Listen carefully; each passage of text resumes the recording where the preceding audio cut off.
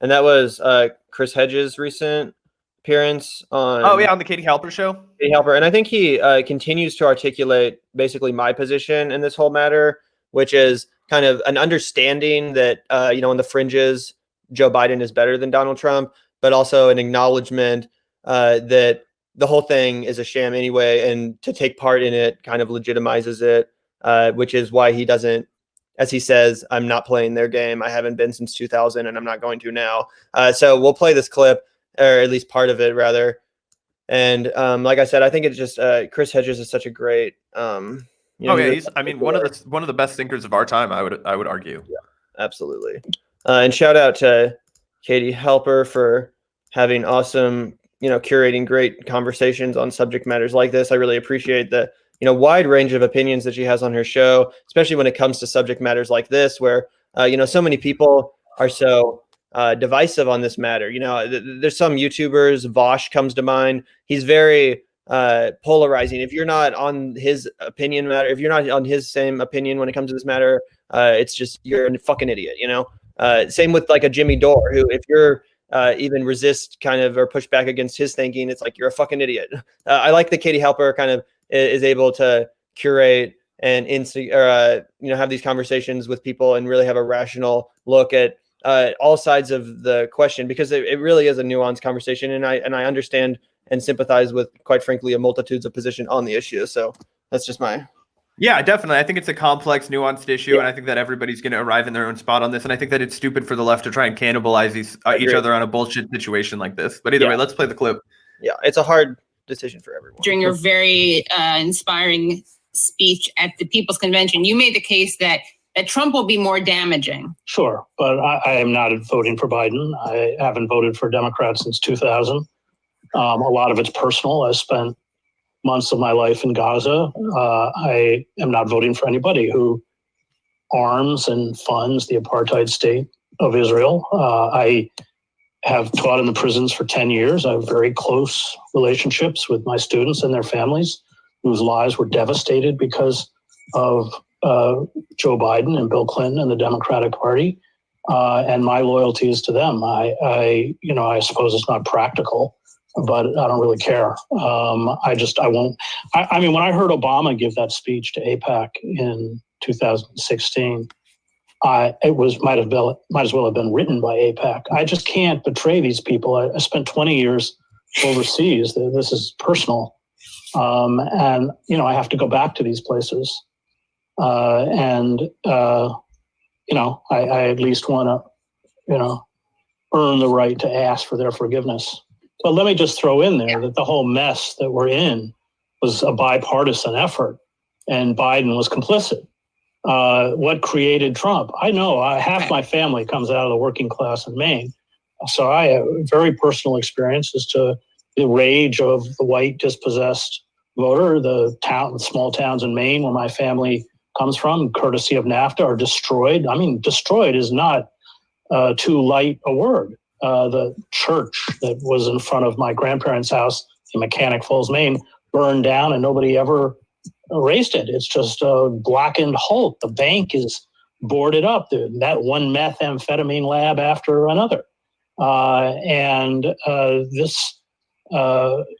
This is what vomited up this figure like Trump, in the same way that the economic collapse of Yugoslavia vomited up figures like Slobodan Milosevic and Franjo Tuđman and Radovan Karadzic and others. And if we don't attack these systemic issues, which Biden has zero intention of doing, he's already made that very clear, things are going to continue to devolve and get worse and worse and worse. And this is part of the infantilism of American politics, which affects the left as much as the right. I yearn for the days of the old socialists and the old Communist Party, which I thought that was Biden. Isn't he the radical left? Yeah, there you go. Well, that shows you how far we've gone if he's the radical left. You look back, you read the memoirs of the old anarchists who were working 12 hours a day in the sweatshops in the Lower East Side, and at night they were, all sitting around study groups, which you also saw among radicals in the 60s, including the great black radicals, many of whom, Sundiat Al-Khali, Muhammad, Mumia Abu Jamal, and others are still locked up, Leonard Peltier. And because they had that kind of systemic understanding, they were considered a threat by the state and within the prison system. They immediately went into isolated, they didn't commit any prison infractions. They were immediately isolated from the rest of the population. So, I come out of that old left, which is. Yeah, and if you just want to pause it right here, he made a couple of good points that I just think that we should comment on. Yeah. One, I definitely, as somebody who's, said multiple times that I think that, I'll end up on election day voting for Joe Biden.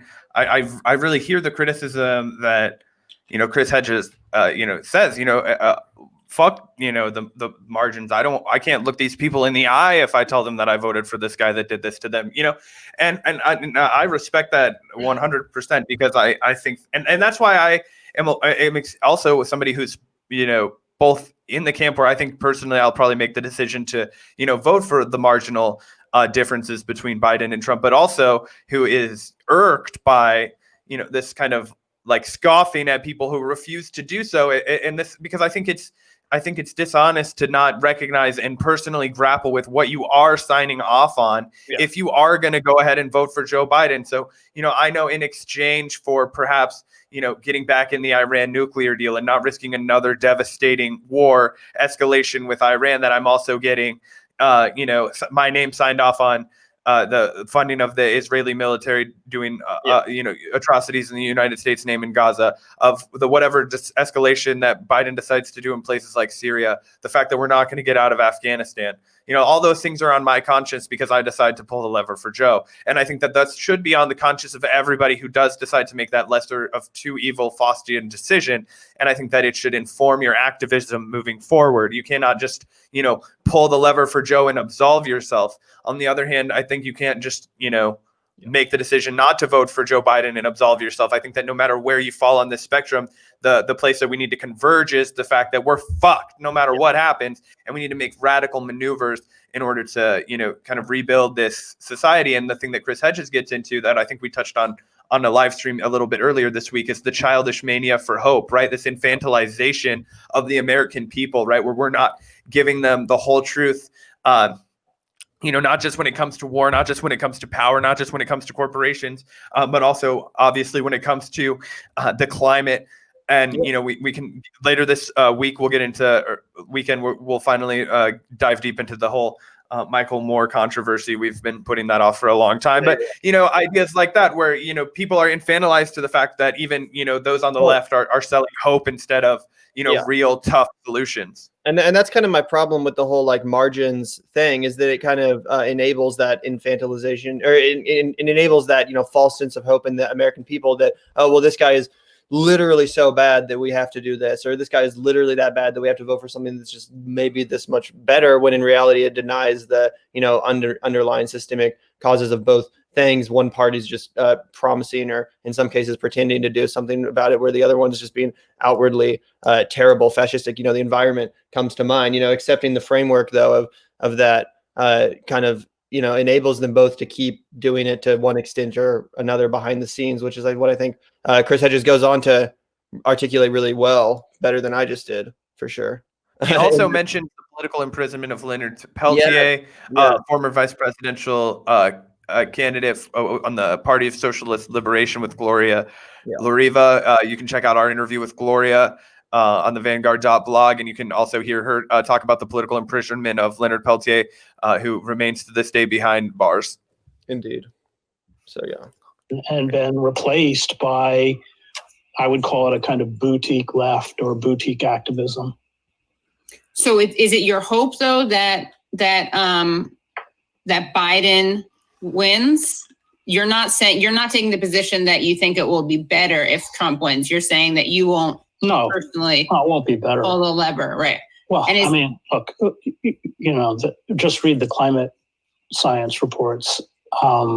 Everything, if we actually responded rationally at the moment, is still baked into the system for the next 3 decades. I mean, we're talking about billions of lives disrupted, huge amounts of human suffering. And I think the elites throughout the industrialized world have proved that they're utterly incapable of dealing with the greatest existential crisis facing the human species and every other species, which is why I support Extinction Rebellion. I think I think we have to destroy the system. We have to break it down through nonviolence, through mass civil disobedience, and getting too caught up in the parlor games of Biden or Trump. This is the point.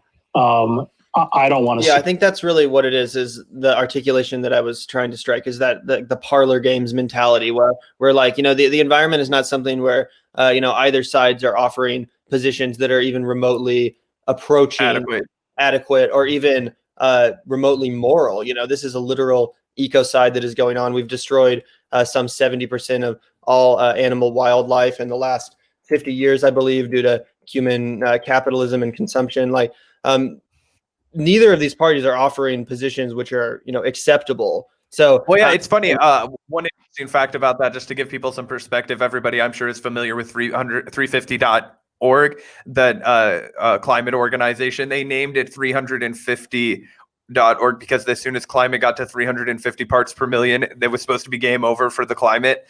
And guess how many parts per million carbon we have in the environment right now?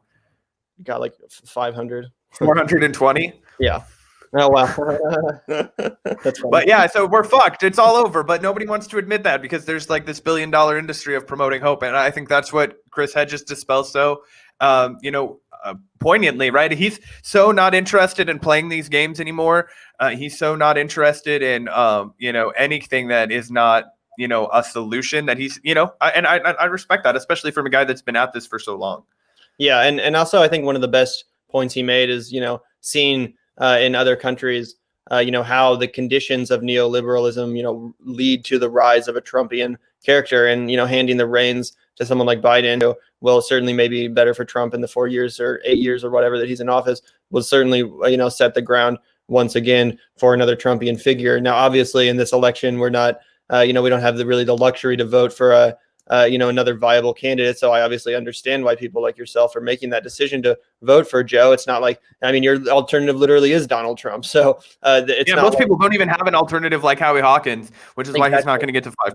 Yeah, I'm probably going to write in Howie Hawkins in the Kansas ballot because I think he's been screwed of ballot access. I was able to vote for Stein in 2016. The Greens are on the ballot, but I don't think the Greens are on the ballot in Kansas this time. So I will have to write in Howie, but it's crazy, the choices that we're given in this country. And that's why I'm kind of where Chris Hedges is at, where it's just like, I'm not, I refuse to play this game on these terms, especially when, I don't really believe those terms are even necessarily that of democratic expression. We saw the Democratic, the DNC essentially exerting their pressure on the scales of the primaries in 2016 and 2020. And we can debate, how far that went and the legitimacy of it all, but I certainly am not comfortable with it. I'm certainly not comfortable co-signing it. And I think that Chris Hedges would probably feel the same, which is why he's, pretty loyal to the Greens, and as am I, as long as they're the only, third party. I think that Chris Hedges is loyal to the Greens so long as they're the only option that we have to, ethically,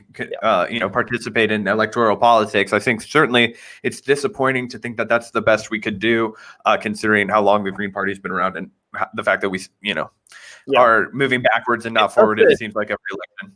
It sucks that Hedges himself could not have run as a Green because of his healthcare thing. I know. Well, same with Jesse Ventura, right? They work for the same company. RT, yeah, and they both run on the Green.